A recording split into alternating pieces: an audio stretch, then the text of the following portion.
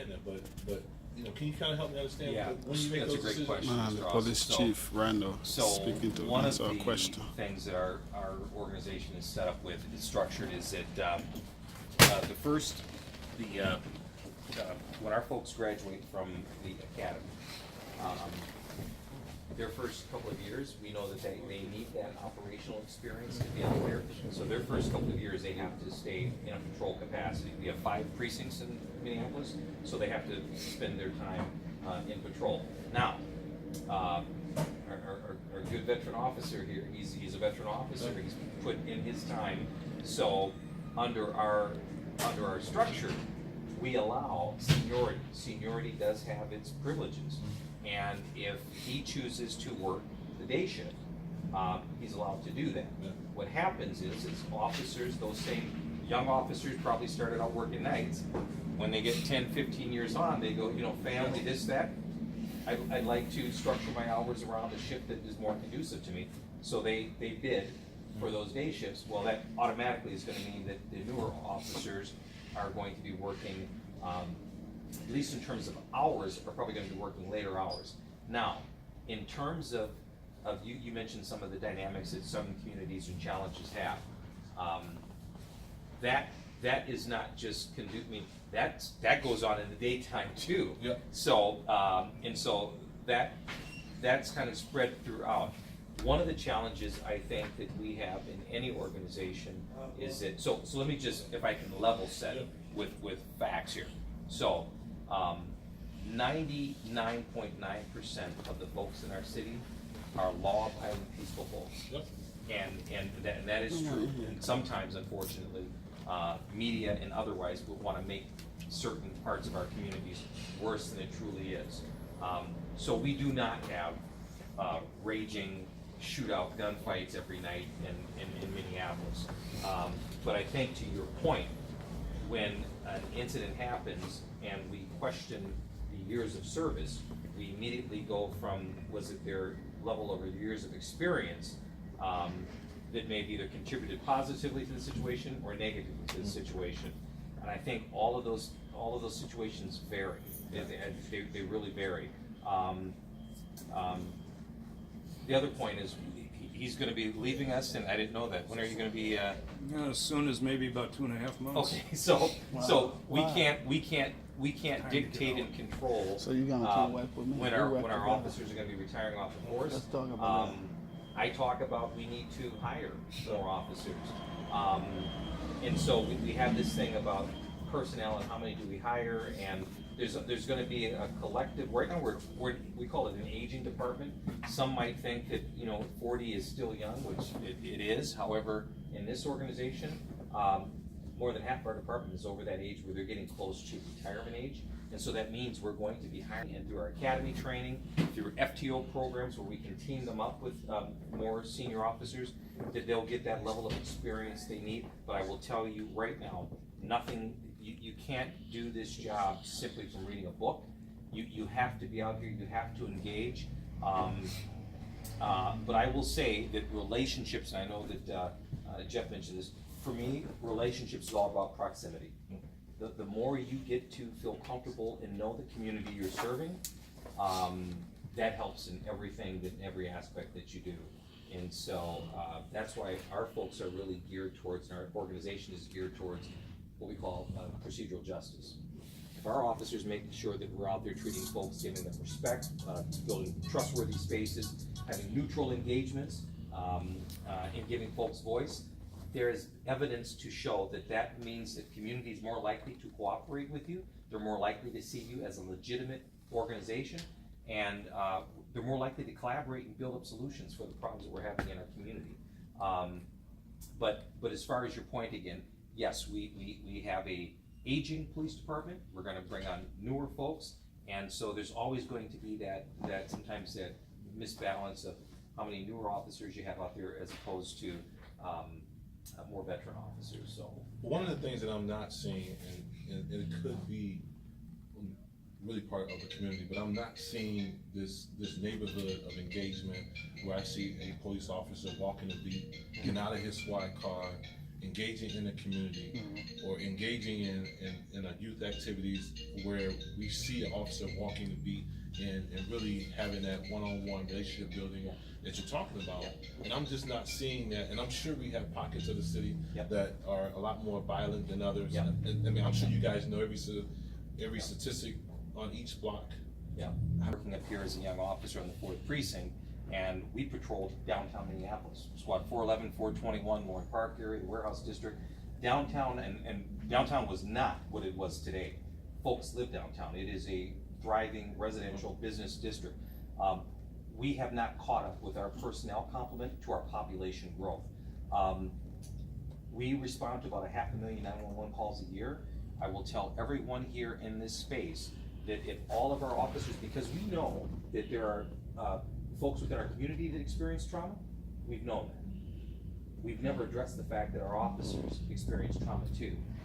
It is not uncommon. It was not uncommon for me and for other officers that came on at 10 o'clock at night. I went to a homicide call. At 11 o'clock, I went to a horrific domestic. And at midnight, I went to a baby not breathing call. And at 1 in the morning, when I was in the roll call room trying to process all this, a sergeant said, "Suck it up and get back out there." We've lost good people because we have not addressed them. If we continue this cycle of where we just have the only interaction you see us in is pulling up in a squad car because of some crises, that's a recipe for bad things to happen. When I talk about we need more officers, it is not to over-police our community. Too often and historically in our city, we have had communities that have been underserved and over-policed. We don't need that. We need those officers to be out in the squad cars, to have these types of conversations, to have these, what we're talking about today. I wish every single officer, every single of our civilian team members could have these types of conversations because they're important, they're tough, but we need them. I have to view you as necessary. In life, I have to view you as necessary. If I see you as necessary, I'm gonna do all I can to work with you, to work for you, and work on your behalf, and expect you to do the same for me.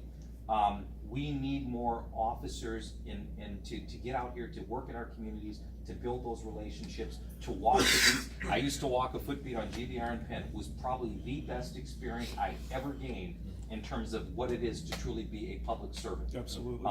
And I didn't rely upon the district squads. I got to know the families, I got to know the store owners, folks that were doing some of the bad stuff. Hey, you got to take that card game inside because I'm here on my radio. And they understood that. And if I had to make an arrest, they knew. They just, it was, you had to do that. But we need more of that. So when I, as chief, am asking for more officers, it's for a couple of reasons. One, we've got a group that's going to be retiring, and those numbers are going to keep going down. But we also need to get our officers out of the cycle so that the only time you see them is they're pulling up on a crisis call. We can't continue to have that. We're gonna have problems. I just don't understand how It takes time off the street answering the other calls. Once we're done with that, we gotta do that PIMS report.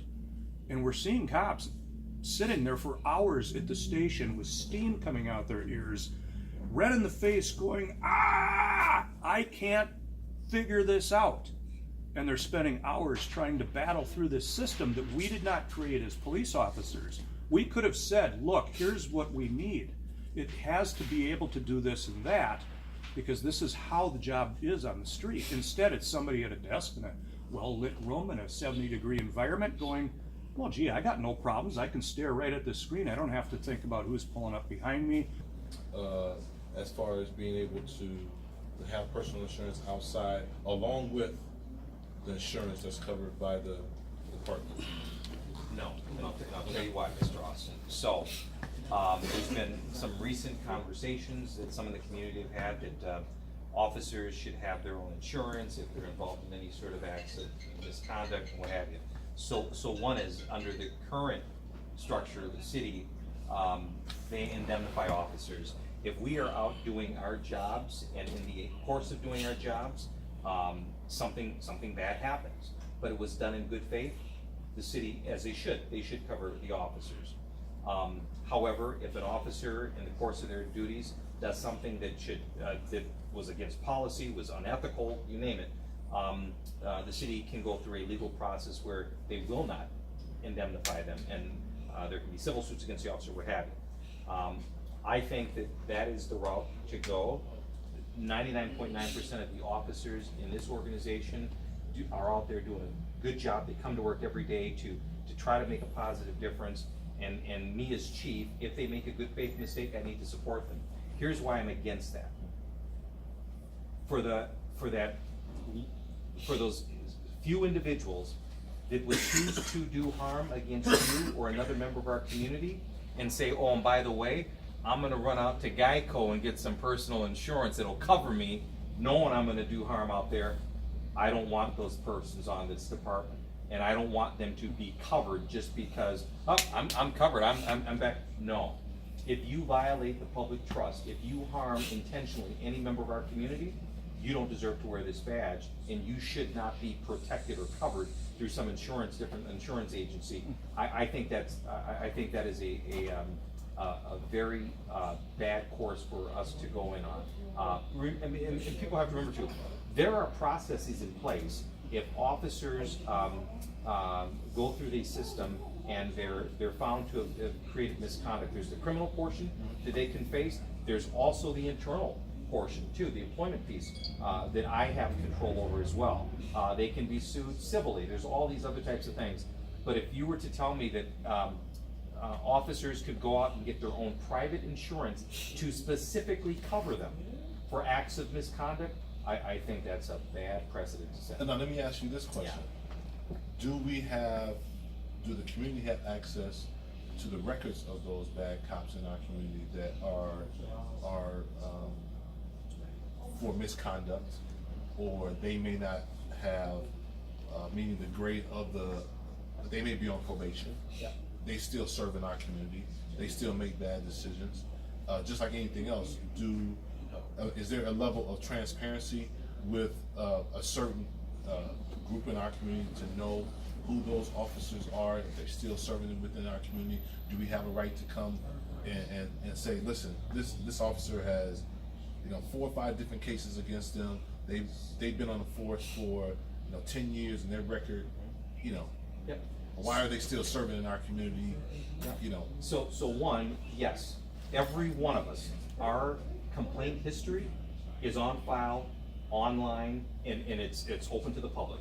You probably see that a lot. News reporters, medias, folks will go down and on a regular basis, they will draw, if Rondo's got 5 complaints, they'll list the years, the numbers attached to that, so that's available. What's even more important to me than that, and that's important data to have, we are one of the few cities, we are one of the few police departments in the country that right now, if you wanted to go online and show what the amount of use of force was done in this neighborhood, the time of day, the race of the individual, the type of force used, that's online. I've called that the people's data, and for too long in our department's history, we've held on to that. That is, we talk about transparency, that's online. That breaks down from traffic stops to suspicious person stops to you name it. We also have online officer-involved shooting data.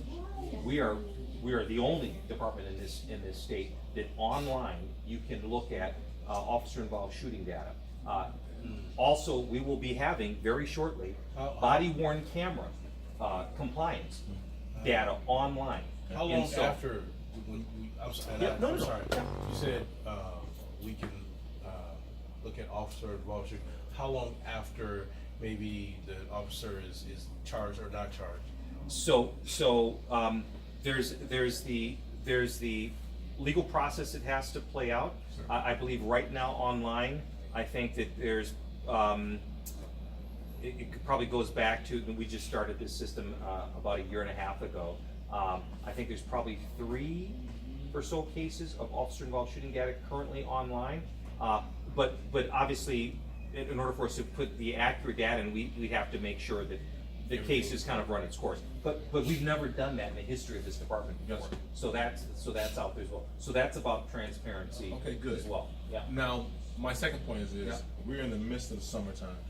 After the 4th of July, I'm sure you guys know the homicide number of the month of July. Where are we at now currently? We are right now, and I know this number is right now, last year at this same time, we had 20 homicides in the city of Minneapolis. I think we're at 16 right now. Okay. I should also say that our violent crime in the city of Minneapolis is down 24.5%. Property crime is down about 18%. The 4th precinct right now, their violent crime is down, I want to say like 30%. I mean, we are trending in the right direction right now than we were compared to the same time last year. What do you think contributes to that? I think it's a lot of things. So one, we continue, last year first of all, I think it's good, amidst all of the things we talked about, resources and personnel, I think that our officers, the men and women out here, are doing just smarter work. I think the relationship piece, they're doing that. I think that helps as well. When we talk about community collaboration building, it's always. We also started a program, so gun violence is obviously a major concern for me as chief. We started a program a year ago called the Gun Violence Intervention, the GVI, and that is teaming up our public health folks with credible messengers from the community. Some of you might know Ferone Brown, Manu Luz, all.